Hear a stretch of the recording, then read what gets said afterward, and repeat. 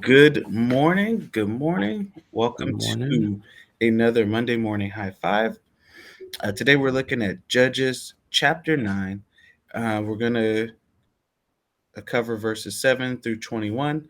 It's the continuation of the story of Abimelech, one of Gideon's sons.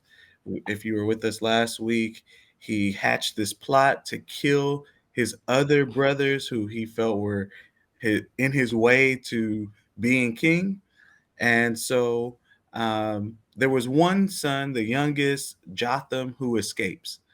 And in verse 7 through 21, we hear kind of his response to the conspiracy, to what Abimelech did. So he approaches Abimelech, the newly appointed king, and the leaders of Shechem, and he comes to them. He says, "Listen to me, you leaders of Shechem, that God may listen to you." And he tells this story that the trees were looking to um, appoint someone as king. They go to the olive tree first. They ask him. He says, "No, I produce olives, and by my production, by my abundance, that's how I honor gods and men. And why would I stop doing that just to be your king?" They go to the fig tree, ask him the same question. He gives them basically the same response. They go to the vine, who the vine is not even a tree; it's a vine. But they ask the vine, "Will you be king?" He says that I produce, grapes. I can't. Why would I stop doing that to be king? Finally, they get down to the bramble or the thorn bush. And they ask him, "Will you be our king?"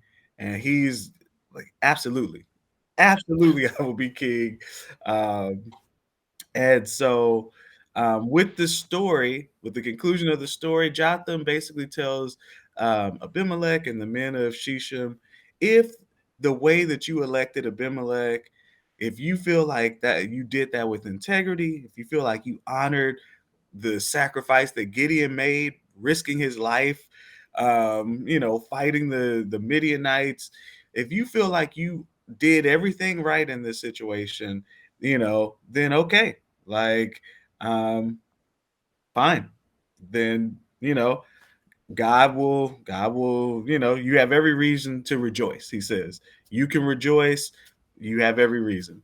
But if you didn't do this right, if you did this dishonorably, if you didn't act in good faith and with integrity, then he says, "Let fire come out from Abimelech and devour the leaders of Shechem, and let fire come out from the leaders of Shechem and Beth Milo and devour Abimelech." And Jotham leaves. He leaves the situation. He runs away. He flees, leaves it alone. So, Richard, if you want to start us off. Yeah. So I was looking at this, just kind of the whole parable story that Jotham tells about wanting these trees that are productive, that actually do something, to stop what they were doing to be king over them. It says like just wave back and forth. Like, so you have this olive tree that produces something that everybody needs. God is pleased by it. The people are pleased by it. And it's important. But these trees wanted the olive tree to stop doing that so that it could be king over them. And the same thing with the fig tree, like it wanted to stop producing that. The grapevine stop producing that. And like I say, at this point, they're just going further down this list of trying to find things to rule over them, and Mhm. they end up going to a thorn bush, right? And a thorn bush um, doesn't produce anything. So when you ask the thorn bush, can you do something? Can you make yourself valuable? Thorn bush is like, yeah, yeah, I can be your king. And it says like, if you truly want to make me your king, come and take shelter in my shade. And if you're like me, you're thinking like, wait a minute, thorn bushes, they don't have any shade to offer. Like, how do you offer somebody shade if you don't have any? And then you're talking to trees. You're telling a tree to that you can offer them shade. And it's like, how?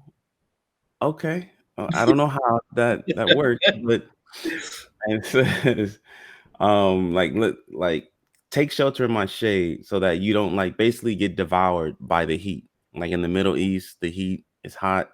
Like, come under my shade so that you don't burn up. I- How? How, Thornbush? How's that gonna happen? But this is how desperate they were for a king, that they would settle for this thorn bush that has nothing to offer them, that can't help them at all. There's no value to them, but just their mindset so set on we need a king over us. This is what they settled for. This is what they're now kind of stuck with or left with. And it just really goes to show, like I say, just how they really wanted something, or this person, because in the story he's relating it to them, like they really wanted this person over them who like has nothing of value, nothing to offer. And not only did they, like, looking at the parable and the story, and not only did they go about like kind of choosing a bad king, but even just the way that they chose it, by killing all his brothers and the family, and just kind of the mother speaking into the judge's ear to kind of set this whole thing up. Like, it's bad all the way around the board. And they're doing all these bad things to get a bad king. Like, it's just, when Yeah, you look at it as a whole, like, it all this wrong to get the thorn bush. Like, right, you're going out of your way to get something that is no value to you. right. And I think just, sometimes for us today, like, we can want something so bad, or want something over us, person, whatever it is, and we end up maybe thinking this is the person, and they're like no, thinking this is the person, they're like no, this is the person, no, and we end up settling kind of for a thorn bush, which has nothing to offer. It says it has something to offer, Right, like, I got shade and I can protect you from the heat, right. but you don't. Like, thorn bush typically, like, it really only produces pain. It doesn't serve much purpose. So that was the thing that kind of stood out to me. Nah, great points. And I think it really connects to, the what I saw in Jotham. Just I love how you put it, like you made all these bad decisions just to land on a bad king. And Yeah. Jotham himself is looking at it, and just the way he responds to this mess, that he doesn't the Bible tells us, God says, "Vengeance is mine; I will repay."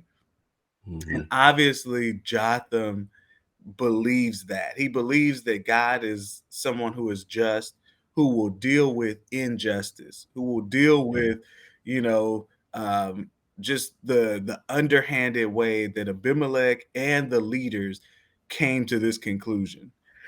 He doesn't, grab a sword. He doesn't try and raise an army to like fight and, oh, this is wrong and I'm gonna, get revenge for my father and for my brothers. Right. He doesn't Uh, do any of that. He I'll does be back. right, yeah, he doesn't do any of that. Um, all he says is, "If you did this right, then you go ahead and enjoy it. Like, really Mhm. enjoy it, like, live it up. But if you did this wrong," he says, "let there be animosity. Let there be bad blood between the new king and the people who put him in power. Like, it has to happen because God isn't going to bless what you did that was so wrong, that was so underhanded." Um, Mhm. in this story, he doesn't like, he doesn't necessarily directly confront them in the story, Right. but, I believe he's really kind of pointing out in the olive tree, the fig tree, the vine, they didn't want to be king. Like, if the Yeah. thorn bush kills these other trees that never even wanted to be king, like, for what? Like, why? Like they weren't in your way, you know? Like you were the Yeah. king. You got to be king. You didn't have to murder all the other trees, you know? Yeah. So yeah, he just um I think the lesson for us to really look at is to just recognize that we don't have to respond to every lie. We don't have to, when people are doing things and we know that they're doing them, we don't always have to feel like we have to fight back. We have to come up with a plan to respond. Sometimes the best response is, I'm leaving. Like, I'm just going to leave. I know God knows what happened. I'm gonna go. Mhm. Imma take Yeah. my like, you don't even need to think that I am going to be a problem for you. I'm not. I'm leaving. Imma let God do what God does best because the Yeah. way like, it's so bad. It's so wrong. It's so ridiculous that you Mhm. all went, like, just bottom shelf. You chose the worst. Like, you chose someone, like you said, who has nothing to offer. Nothing. Like he has, Mhm. there's no way he should be king, but you wanted that as your king. Enjoy it. Enjoy Yeah. it because God is gonna give you King Abimelech, and you are not gonna like it. you know? So yeah, if you read ahead, and we encourage you to read ahead, you'll see exactly how it turns out. It does not end well. Um, Having said that, was there anything else you wanted to add, Rich? As I'm looking, I think too, it's like Jotham also kind of gives way for, like, maybe this was God's plan. Yeah. Like, and if it is, like, that's fine. Like, Mhm. you did everything happened the way that God wanted it to happen. Mhm. You know, just that understanding of, maybe I don't know everything. Like, Right. maybe there's some details I'm not aware of. So Right. maybe this, maybe my brothers did, like, just that saying of, if you guys did this the right way, like, it's fine. But if you didn't, then God is gonna take care of it. Right. Right. So yeah, Yeah. Yeah. Leaving room for God. Like yeah, that's something that is hard for us to do is leaving room for God because we yeah, think we have to respond to everything. Every accusation, we have to prove it wrong. I have receipts. Like, just, like sometimes we need to just leave room for God. Trust that God, He heard every conversation. He saw yeah, every deed that was done. If God is a righteous judge, as He describes Himself in His Word, then I don't have to, he'll sniff out. He knows. He already knows. He knows yeah. the end from the beginning. Like, you couldn't ask for someone better to be on the case than God. Like, Right. our little detective skills, like, what is, you know, just let God handle it. So, Yeah. having said that, um, it's the end of the year. Uh, the Morning High Five will take a brief hiatus for the end of the year, and our plan is, if God says the same, we'll be back uh, at some point in January. We'll let you know. You'll see on the Carver Facebook page that we'll make an announcement. But yeah, leave us a comment today. This is such a great story and an interesting sequence of events. I can't I can't believe that you have no reaction to this story. Like, you have to tell us something. Right. Tell us what you see. Tell us what you get from reading this. We always put it out there like that. It's not about our interpretation. I'm sure you have an interpretation. We're sure you have a perspective on this. Let us know what it is. We would love to hear it. So, um, yeah, if you don't have anything else, Rich, you all have a great Monday. Enjoy the rest of your day.